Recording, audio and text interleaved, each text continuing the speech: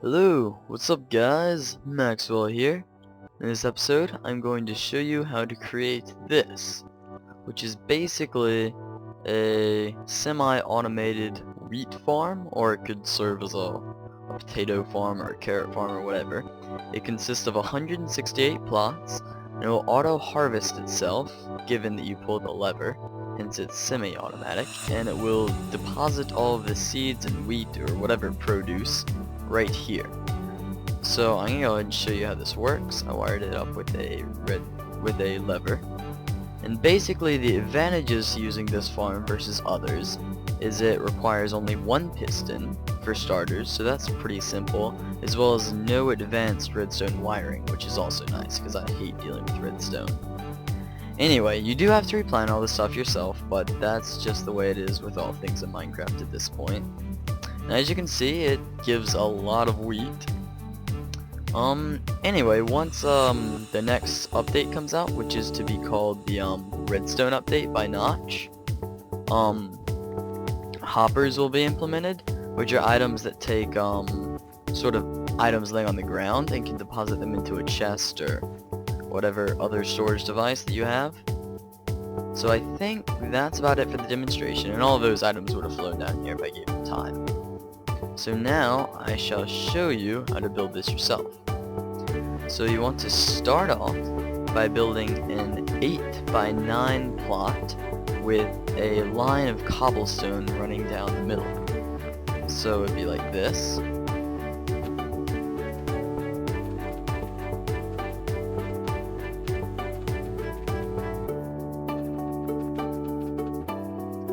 Alright. And your next step is to build another one of these platforms, except raised one higher than this platform, and make it 4 by 9 with cobblestone down the middle.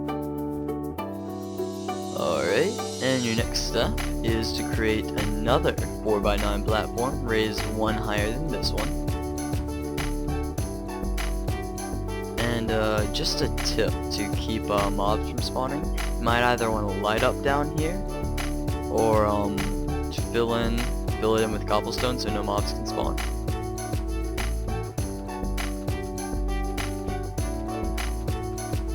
Alright, so your next step is going to be to build another one of these platforms, except this one will be 5 by 9.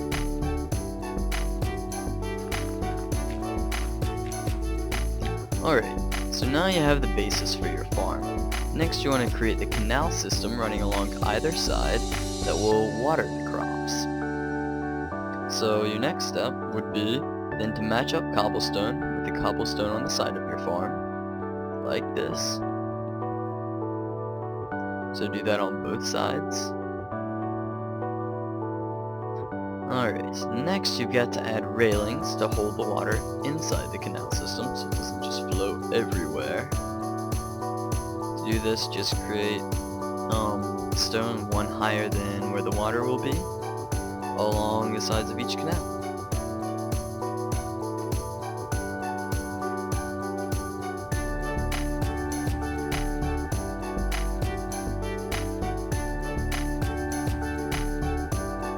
And here is what your final result should look like. Next step is to add water to this farm. So you add water at the top of each canal, and let it flow all the way down to the bottom. Then, once you've placed the water, destroy the corner block of the canal floor on each level, and then repeat on the other side.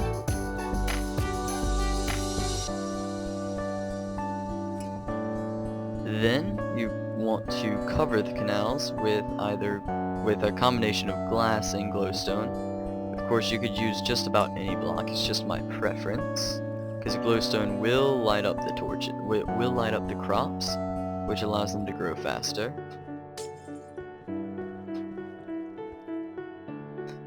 Alright, after that's been done, you still have to construct your final platform, which is going to be 6 by 11. Basically just make it flush with the sides. Alright, once you've completed your final level, all you need to do now is create a 5 high and 7 wide wall by which to distribute your water.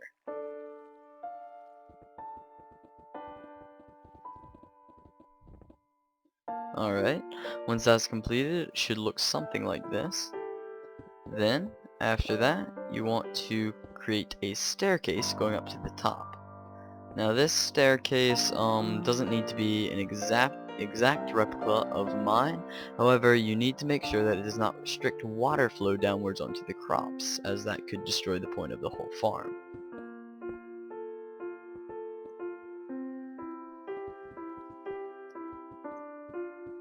And this is just the way I drive to the staircase, except not like that at all, like that.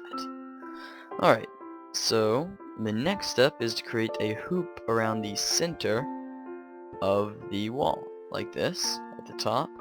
Then create a shelf underneath the hoop, like so.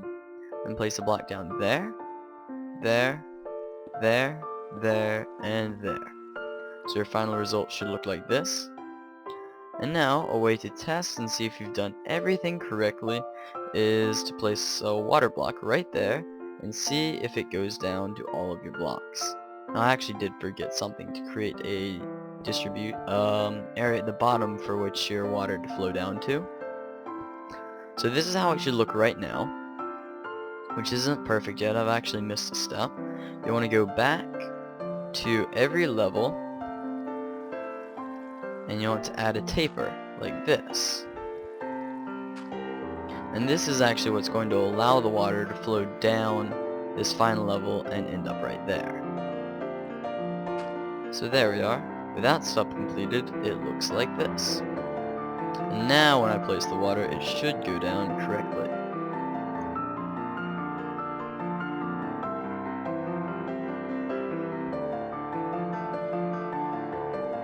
And indeed it did. So there you go. You can, as you can see over here, I attached a piston right here if you want to make it accessible with a lever down at the bottom. And that's pretty much it. So this is an original idea from me. If you like it, let me know.